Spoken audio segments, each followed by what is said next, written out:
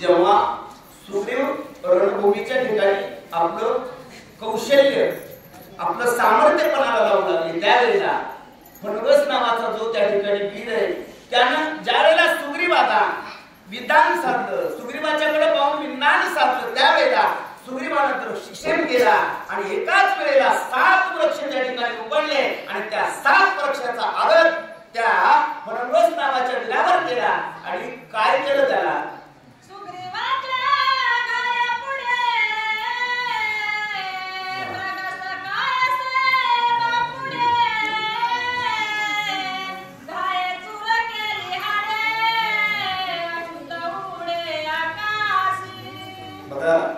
इथं शब्दशः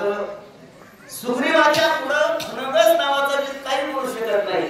असं सांगितलं कारण जे वीर आहे जो दुष्ट आहे जो राक्षस आहे तो सुग्रीवाच्या पुढं कसा सांगितला बापरे सर्वसामान्य सांगितला सर्वसामान्य त्या ठिकाणी सांगितला याच्या पाठीमागाचा भावार्थ रामायण काय सांगतोय ज्यानं प्रभूची शरणागती पत्करली ज्यानं देवाशी संग केला ज्यानं देवाला आपलं सर्वस्व त्या ठिकाणी अर्पण केलं तो लहान असेल तो मोठा असेल तो काळा असेल तो डोंगराचा असेल तो गंगाचा असेल कुठलाही असेल पण त्याचं सामर्थ्य आलेलं असतं आणि त्याच्या पुढे ही दुष्ट वृत्ती असणारी बापुरे असते सर्वसामान्य असते तसा हा वीर सुग्रीवाच्या पुढे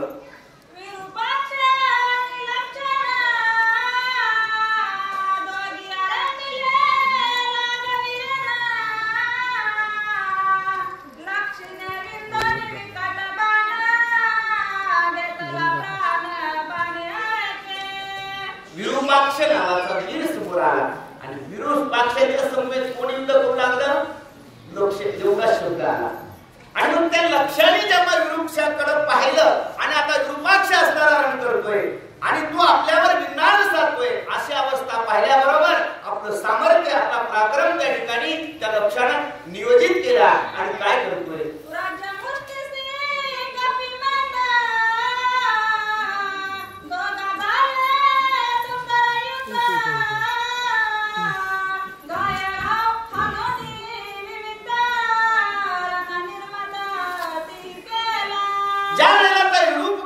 आपलं सामर्थ्य आपली ताकद आपलं त्या ठिकाणी कौशल्य रणांगणाच्या ठिकाणी त्या लक्षासोबत आरंभलं त्यावेळेला लक्ष नावाच्या त्या बांधकारानं पाहिलं आणि त्यानं आपल्या पराक्रमानं आपल्या सामर्थ्यानं आपल्या शरीराचा त्या ठिकाणी उपयोग केला आणि दंडनिर्णयकाला त्याचा आघात केला लाथ मारल्याबरोबर त्या विरूपाक्षाला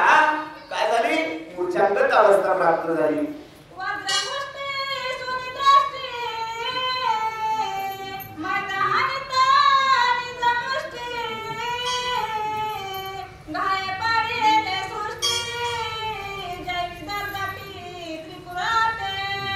जेव्हा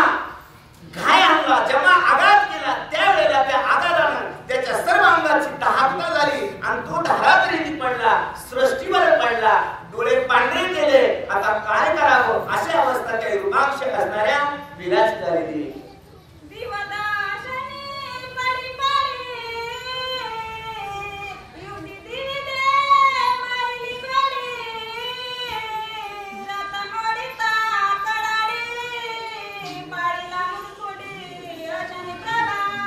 आणि मग पुढे त्या ठिकाणी त्या रणांगणाच्या ठिकाणी जो वीर आला त्याचा रथाचा अगोदर त्या ठिकाणी छेद केला रथाचा छेद केल्याच्या नंतर त्या वीराला त्या ठिकाणी विरोध केल्याच्या नंतर तो विकळ अवस्थेमध्ये काय करू लागला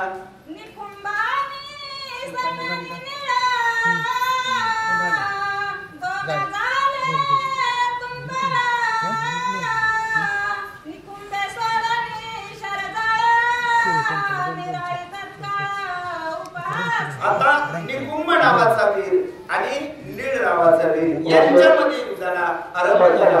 आणि त्यांच्यामध्ये युद्ध होत असताना नीळ आणि निकुंभ असणारे एकमेकावर बाणाचा वर्षाव एकमेकावर वर्षांचा वर्षाव करू लागलेले आहेत प्रभू रामचंद्र भगवान की